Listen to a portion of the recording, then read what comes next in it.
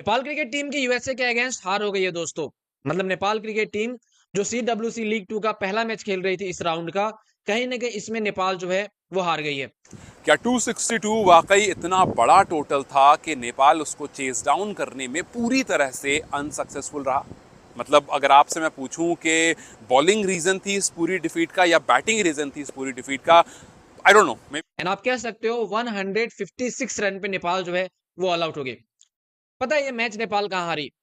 नेपाल ये मैच जो है ना वो पार्टनरशिप नहीं बिल्ड करने के चक्कर में हारी है। मे भी हो सकता है आप बॉलिंग को, हो सकता है कुछ लोग बैटिंग कहें, हो सकता है कुछ लोग कप्तानी भी कहें, लेकिन अगर आप मुझसे पूछते हो तो मेरा एक सिंपल ऑब्जर्वेशन ये है कि यस, नेपाल डेथ ओवर में लैक कर रहा है और ओडीआईज में बहुत ज्यादा डेथ ओवर में लैक कर रहा है, लेकिन बैटिंग एक मेजर रीजन रहा है इस फॉल आउट का। आप देखो एक बड़े मार्जिन से आप इस मैच को आ रहे हो। अगर आप मेंटालिटी शिफ्ट की बात करते हो, हम अक्सर कहते हैं कि यार T20 से ओडीआई में शिफ्ट जब आप होते हो, फॉर्मेट शिफ्ट होते हो, तो आपको अपनी मेंटालिटी भी चेंज करनी होती है। जैसे आप छोटा सा एग्जांपल ले लो, अगर आप पहले 10 15 15 ओवर या 14 ओवर की बात करो, जब तक एक विकेट गिरा था तब तक Asif was looking very good, Asif एकदम बेहतरीन खेल रहे थे। है ना? यार जाओगे आप? बड़ा डिसअपॉइंटेड हूं मैं नेपाल की परफॉर्मेंस से। नहीं, आप बाई ट्रेन जाओ, नेपाल की क्रिकेट को देखो, उनकी शक्तियां याद दिलाओ यार। यार कोलैप्स कर गए यार, 69 पर एक आउट था यार, सबके सब आउट हो गए आगे पीछे यार। 69 पे 3 देखे थे मैंने, तो 69 उसके पे बाद एक फिर था। मैं देखते ही गया विकेट। पहले तो भाई इस कहानी का सार बता देते हैं कि यूएसए की जो टीम है वो 106 रन से जीत गई है।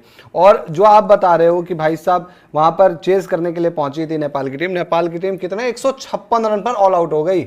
और वहां पर ऐसा लग रहा था कि उनको एक अच्छा सपोर्ट चाहिए दूसरे एंड से, लेकिन दूसरे एंड से भीमशर की वो स्ट्रगलिंग, कुछ 40 बॉल्स में वो 10 या 12 रन पर खेल रहे थे। उसके बाद उन्होंने एक दो शॉट जरूर लगा, एक दो बाउंड्रीज जरूर मारी, उसके बाद लगा कि नहीं he will hill cope up, लेकिन फिर उनकी विकेट गिर गई। और वहां से जो एक विकेट गिरती है, फिर हम काफी बार इस चीज को हमने देखा है कि एक विकेट गिरने के बाद दूसरी पार्टनरशिप आना काफी मुश्किल हो जाती है नेपाल के लिए। वही हुआ, भीमशर की विकेट गिरी, फिर थोड़े बाद आसिफ भी गिर गए और फिर उसके बाद रोहित आए, उन्होंने भी काफी देर बहुत टाइम लिया। मुझे लगता है यार ये प्लेयर्स, नेपाल के प्लेयर्स खास करके बहुत ज्यादा टाइम पिच पर बिताते हैं, तब जाकर के रन स्ट्राइकिंग शुरू करते हैं। That is not how you start playing cricket. मतलब आप अगर खास करके आप ओडीआई, चलो टेस्ट की अगर आप बात करोगे तो वहां पर हो सकता है आप कह सकते हो कि टेस्ट में बहुत सारे प्लेयर्स को हमने देखा है कि वो बहुत टाइम लेते हैं, उसके बाद वो अपना मोमेंटम जनरेट करते हैं अगर वो सिंगल्स और डबल्स पे जाते हैं। मतलब अगर आप देखो यूएसए की इनिंग और नेपाल की इनिंग, आपको फर्क ये दिखेगा कि यूएसए के जो प्लेयर्स थे उन्होंने लंबी लंबी पार्टनरशिप जो है वो बिल्ड की अपने प्लेयर्स के साथ में जब वो बैटिंग कर रहे थे।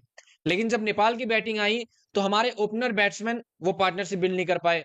उसके बाद हमारे 2 नंबर 3 नंबर वाले 4 नंबर वाले जो बैट्समैन थे उनसे भी यहाँ पे पार्टनरशिप बिल्ड नहीं हुई, जिसका मेन रीजन ये है कि सारे प्लेयर आ रहे थे, थोड़ी देर तक खेल रहे थे एंड आउट होके चले जा रहे थे। हालांकि देखो थोड़ा बुरा लगा, मतलब जो 262 का टारगेट था मुझे लगा था चेज हो जाएगा, क्योंकि ऐसे ग्राउंड पे ये टारगेट चेज हो जाते हैं। हाँ, मुश्किल होता है लेकिन चेज हो जाता है। लेकिन वही बात है कि आपको ये टारगेट चेज करने के लिए जो है वो एक लंबी पार्टनरशिप चाहिए होती है, जहाँ पे कुशल बुरतेल आसिफ शेख से जो है यहाँ पे बहुत ज्यादा एक्सपेक्टेशन थी। लेकिन आप ओडीआईज में अगर 50 ओवर के मैच में आप इस तरह का स्टार्ट लोगे तो कैसा भी टोटल रहे आपके ऊपर प्रेशर आ जाएगा। मतलब एक बहुत ऑब्वियस सी चीज हमें देखने को मिली कि अपने ऊपर प्रेशर बिल्ड कर लिया बहुत सारे प्लेयर्स ने, आपने इतनी ज्यादा बॉलें आपने डॉट कर ली। मतलब जब जब हम ओडीआई की बात करते हैं, मुझे याद है मैं जब से नेपाल के बारे में बात कर रहा हूँ, एक बात हम अक्सर करते हैं कि ओडीआईज में वो जो प्लेयर को बाइसेक्ट करके रन निकालने वाली स्किल होती है वो काफ़ी हद तक मिसिंग दिखती है। कि यार लेट्स से कि एक फील्डर पॉइंट पर खड़ा है, लेट्स से एक फील्डर आपको कवर्स के रीजन में खड़ा है, अब आपको शॉट मारा, या फिर एक फील्ड गली वाला रीजन लेट्स से खाली है, तो लेट्स से गली वाला खाली है, पॉइंट पे एक फील्डर है, कवर्स पे एक फील्डर, अब आपको बाइसेक्ट करना है। तो ये जो बाइसेक्ट होता है ना कि दो प्लेयर के बीच में से रन मारे, या क्या कहोगे इस बैटिंग यार देखो परफॉर्मेंस पर? गेम चेंजिंग ओवर जो आया था ना, गेम चेंजिंग ओवर वो मुझे लगा शुभम रंजाने का, जो कि आज अपना डेब्यू कर रहे हैं यूएसए के लिए। मुंबई से शुभम रंजाने, मुंबई सर्किट में एक टाइम पर नाम बना था शुभम रंजाने का। मुंबई से यूएसए गए और यूएसए में जाके इन्होंने पहले जो माइनर लीग है वहाँ पे बहुत तगड़ा परफॉर्म किया। उसके बाद एमएलसी में इस साल जो है ज़बरदस्त 2 50 लगाई, ज़बरदस्त स्ट्राइक रेट था उनका अपनी जो टेक्सास सुपर किंग टीम है उससे। और फिर जो है कॉल अप आ गया कि भाई आप आ जाओ, और इन्होंने जो है वो जो क्रूशल विकेट निकाले, रोहित पौडेल को भी आउट किया, उससे पहले जो है भीम शार्की को आउट किया, वहाँ पे पार्टनरशिप तोड़ी, वो 2 विकेट गिरे। उसके बाद नेपाल का जो है कोलैप्स लग गया और उसके बाद तो नेपाल के बैटर्स ने कसम खा ली हमें रन करने ही नहीं है। बीच में ऐसा लगा कि यार थोड़ी सी देर के लिए माहौल बनाए, लेकिन फिर वहां पे एक रन आउट हो गया। या इधर दो प्लेयर के बीच में से रन मारा, या फिर मिड विकेट की तरफ। सो जो प्लेयर के बीच में बाइसेक्ट करने वाली चीज होती है वो बहुत ज्यादा मिसिंग होती है। और ऐसा लगता है कि प्लेयर जो है वो उनकी एक मेंटालिटी रहती है कि यार टच करके भागना है। जो टच करके भागने वाली चीज होती है ना, वो बिकॉज बहुत बार आप नोटिस करना कि बहुत सारे प्लेयर्स जब वो खेल रहे होते हैं उनका इंटेंशन ये होता है कि दिल जस्ट गो फॉर दिस, कि भाई बस टच करना है, और फिर अगर बॉल प्लेयर के फील्डर से थोड़ा सा दूर है तो वहां से रन निकालना है। और हालांकि ये चेंज होता है, अब देखो आखिरी के ओवर्स में आकर के वही सेम प्लेयर अगर 30 ओवर से 40 ओवर के बीच में खेल रहा होगा या 30 से 50 के बीच में खेल रहा होगा, वहां पर उनका गेम बिल्कुल चेंज हो जाता है। वहां पर वो स्ट्राइक भी अच्छा करते हैं, वहां पर वो सिंगल्स डबल्स भी अच्छे लेते हैं, वहां पर वो हिट भी अच्छा करते हैं। मुझे लगता है जो बीच के ओवर्स है ना 11 से 30 ओवर के बीच में, यहाँ पर वाला जो गेम है, यहाँ पर वाला गेम नेपाल का बहुत ज्यादा वीक है। कि वो दोनों आके जो है वो पार्टनरशिप बिल्ड करके जाएंगे, लेकिन कुशल भुरतेल स्टार्टिंग में आते आते ही आउट होके चले जाते हैं।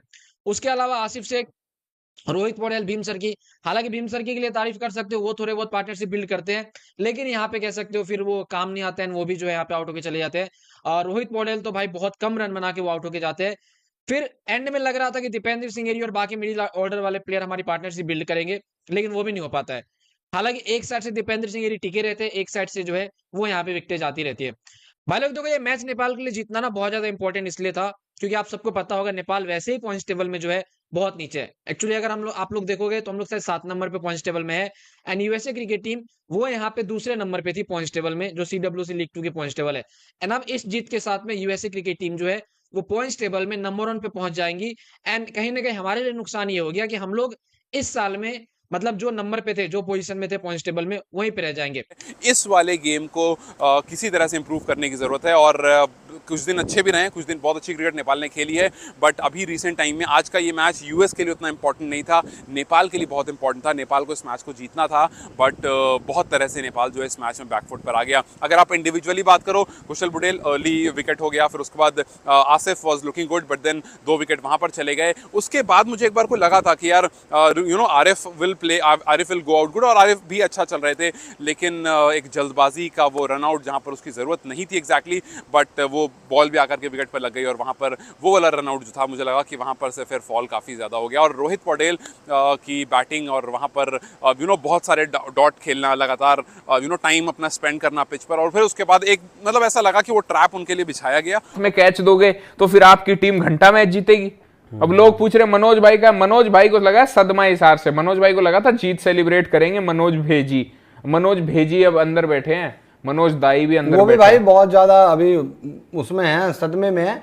और दूसरी चीज एक और बात आपको बता दो भाई, यहाँ पर मैं जो परफॉर्मेंस देख रहा हूँ इनकी, अपने जो परफॉर्मेंस है भाई हरमीत ने यार 6 विकेट निकाले हैं, और ये बहुत अच्छे यूटिलाइज होने वाले खिलाड़ी हैं, नीचे आकर रन भी बना देते हैं। आप देखो इनकी बॉलिंग परफॉर्मेंस अभी जो हाल फिलहाल, चलो ये काफी टाइम बाद खेल रहे हैं, जो मई में इन्होंने वनडेज खेले थे ओमान, कनाडा और इनके अगेंस्ट भी, अब वहां भी देखो इनकी परफॉर्मेंस अच्छी रही है पिछले 2 मैच। यार हरमीत तो सिंह, यार ये तो अच्छा, ये भी वही 12 वाले बैच के ही लग रहे हैं। नहीं हरमीत सिंह की जो बॉल है, हरमीत सिंह की बॉल पे पहले कैच उठा, वो छूट गया, फिर और वो स्ट्रैप में गिर गए। बहुत सारी बॉल उनके पास आती गई, उसको खेलते गए, और फिर इंटेंशनली एक पैर के पास उनकी बॉल आई कि ठीक है तुम फ्लिक करो इसको, उन्होंने उसको एग्जैक्टली फ्लिक करा, और बॉल जो है वो पीछे जाकर के वो कैच हो गई। तो ये थोड़ा सा मेंटालिटी का गेम लगा, और ऐसा लगा कि यूएस जो है वो प्रॉपर्ली प्लान था, वेल प्लान था, और यूएस को पता था कि भाई किस तरह से करना। जब मैं एंड्रू से इस बारे में बात कर रहा था, एंड्रू ने कहा भी था कि कहीं ना कहीं यूएस के पास थोड़ा एज होगा, बिकॉज प्रभुदू उनके पास है, और प्रभुदू इस टीम को बहुत बेहतर जानते हैं। स्टुअर्ट लॉ जिस तरह से यूएस को जानते हैं उससे ज़्यादा अच्छे से जानते हैं। ये बात एंड्रू ने कही थी कि प्रभुदू की प्लानिंग्स जो होंगी वो नेपाल के लिए ज़्यादा स्ट्रांग होंगी, ज़्यादा अच्छी होंगी। रीज़न बीइंग कि वो नेपाल को इनसाइड आउट जानते हैं। स्टुअर्ट लॉ ने टाइम स्पेंड किया है, लेकिन वो अमेरिका को उतना अच्छा नहीं जानते हो इन प्लेयर। हालांकि देखो अभी भी यहाँ पे 3 मैच बचे हुए हैं, जिसमें 2 मैच नेपाल जो है वो यूएई के साथ खेलेगी, 1 मैच और जो है यहाँ पे यूएसए के साथ खेलेगी। तो यहाँ पे 3 के 3 मुकाबले भी जीत जाती है, फिर भी नेपाल पॉइंट्स टेबल में ज्यादा ऊपर नहीं जा पाएगा। तो ओवरऑल ये मैच नेपाल को जीतना चाहिए था, लेकिन वही बात है कि बॉलिंग में भी देखो तो भाई बहुत ज्यादा गलतियां हुई है, क्योंकि स्टार्टिंग में चलो विकेट हमें मिल रहा, उसके बाद से हमने बहुत ज्यादा रन जो है वो कंसीड कर दिए स्टार्टिंग में ही। पार्टनरशिप ब्रेक थ्रू हुआ बॉलर की तरफ से हमारे स्टार्टिंग में, लेकिन फिर भी बात है कि वो लंबे रन जो है हम नहीं रोक पाए। एक्चुअली अगर आप देखो तो नेपाल के बॉलर्स ने अच्छा कमबैक कर लिया था मिडिल ऑर्डर में, जो उनके यूएसए के प्लेयर थे उसमें उनको आउट कर करके जो है बहुत अच्छा कमबैक कर लिया था। लेकिन फिर वही बात है, 50 ओवर का ये मैच था, एंड लास्ट के 10 ओवर में जो है वो वहां पे रन पड़ गए। प्लेयर्स को उतना अच्छे से नहीं जानते होंगे, या इनके हर स्ट्रेंथ और वीकनेस को उतना अच्छे से इन डेप्थ शायद ना जानते हो जितना कंपैरेटिवली बुद्धू जानते होंगे। और एग्जैक्टली हमें आज यही देखने को मिला कि उनकी प्लानिंग भी हर प्लेयर को लेकर के बहुत सॉर्टेड थी, और हर प्लेयर को उन्होंने कुछ नहीं किया, उन्होंने सिर्फ टाइम स्पेंड करवाया कि ठीक है आप पिच पर खड़े रहो, आप अपना टाइम स्पेंड करते रहो करते रहो करते रहो, हम आपको खिलाते जाएंगे, आप अपना टाइम स्पेंड करते रहो, और करते करते करते there will come a time, एक पॉइंट आएगा जहां पर आप खुद से अपने विकेट देकर चले जाओगे। और एग्जैक्टली हर प्लेयर के साथ हमें यही दिखा कि टाइम स्पेंड करा टाइम स्पेंड करा टाइम स्पेंड करा, करते करते करते करते लेकर निकल गए। ये हो गई बैटिंग वाला। अब देखो बॉलिंग वाले साइड में Sandeep Lamichhane was the main bowler, ठीक है। अक्सर हम जानते हैं Sandeep against USA, we always talk about that match. तो संदीप को अगर आप मेन बॉलर को टारगेट करोगे तो फिर कहानी सारी खत्म हो जाएगी। यूएस ने क्या करा, संदीप को टारगेट करना शुरू करा। इसके औसत पर खेल रहे होंगे वनडे क्रिकेट आज के टाइम में। अब वो कह लोगे कि यार उनको शायद नहीं मिली होगी बड़ी टीमें, पर स्टिल जो जिन टीमों के सामने खेले हैं वो टीमें भी तो कुछ हैं। आज यूएसए की टीम आप उठाकर देखो, यूएसए के बॉलर्स आप उठाकर देखो। 2024 टी20 वर्ल्ड कप की हाइलाइट्स में सौरव नेत्रावलकर भी तो एक नाम था ना, जो यूएसए से ही तो आया था ना। तो उसको आपने माना ना वहां पर कि यार ये आज चलो 7 ही ओवर डाले, लेकिन क्या कंप्लीट बॉलिंग की इन्होंने, 13 रन दिए भाई, प्रेशर क्रिएट किया, उस प्रेशर का फायदा मिला बाकी बॉलर्स को। ये आप बताओ क्या कहोगे इस पे? यार मैं तो देखो आज का मैच जो था इनके कंट्रोल में था पूरा मैच। आप तो ये कुछ चीज़ें ऐसा लगी अगर आप मैच के पर्सपेक्टिव से देखते हो कि यूएस जो है वो अच्छे प्लानिंग से था, और प्लानिंग पर एग्जीक्यूशन भी काफ़ी अच्छा हुआ। हालांकि ऐसा नहीं, it's not end of the day कि भाई सब कुछ खत्म हो गया। नेपाल पिछले कुछ महीनों से काफ़ी अच्छी क्रिकेट खेलता आया है। यस, आज एक बहुत बुरी परफॉर्मेंस थी, मैं कोई भी शुगर कोटिंग करके बहुत अच्छा वर्ड यूज़ नहीं करूँगा, बिकॉज एग्जैक्टली एक बुरी परफॉर्मेंस थी। एंड आई एम श्योर के प्लेयर्स को पता है कि यार कहाँ कहाँ पर गलतियाँ हुई हैं और किस चीज़ को चेंज करना है। And I am very sure कि आज वाला मैच, ये वाला मैच बहुत ज़रूरी था स्टुअर्ट लॉ को भी देखना, क्योंकि उनको ये बात आज देख करके समझ में आई होगी कहाँ पर मिस्टेक हो रही है, कैसे प्लेयर्स जो हैं वो बहुत सारी बॉल्स खेल रहे हैं कुछ रन्स बनाने के लिए। 20 बॉल 30 बॉल खेलने के बाद उनका स्कोर कार्ड पर जो है वो 10 रन और 12 रन बोर्ड पर लग रहा है। हालांकि करण केसी को बहुत ज्यादा रन पड़े, लास्ट ओवर में 19 रन उनको पड़ गया, जिसकी वजह से यूएसए क्रिकेट टीम को थोड़ा और बूस्ट मिल गया और वो लोग 262 तक जो है वो पहुंच गए। लेकिन मेरे हिसाब से ये जो स्टेडियम थी, इस पिचेस पे आप 230 240 पे अगर रोक देते तो नेपाल ये आसानी से जो है जीत सकती थी, क्योंकि सेकंड इनिंग में थोड़े बहुत जो है ना वो रन चेज करने में दिक्कतें होती है। चेज हो जाता है लेकिन दिक्कतें जो है वो हो जाती है। बाकी कोई नहीं, यहाँ पे और 3 मैचेस बचे हुए एंड नेपाल को जो 3 मैचेस है वो यहाँ पे जीतने पड़ेंगे। एक और चीज यहाँ पे ये है कि नेपाल अभी रिसेंटली टी20 वर्ल्ड कप क्वालिफायर खेल के आई है, तो वो 2 अलग-अलग फॉर्मेट जो है ना वो यहाँ पे हो गया। मतलब जो प्लेयर्स थे वो अभी रिसेंटली टी20 में खेल के आए थे, अचानक से आप उसको लॉन्गर फॉर्मेट में लेके आते हो तो थोड़ी बहुत दिक्कतें जो है वो प्लेयर्स में आती है।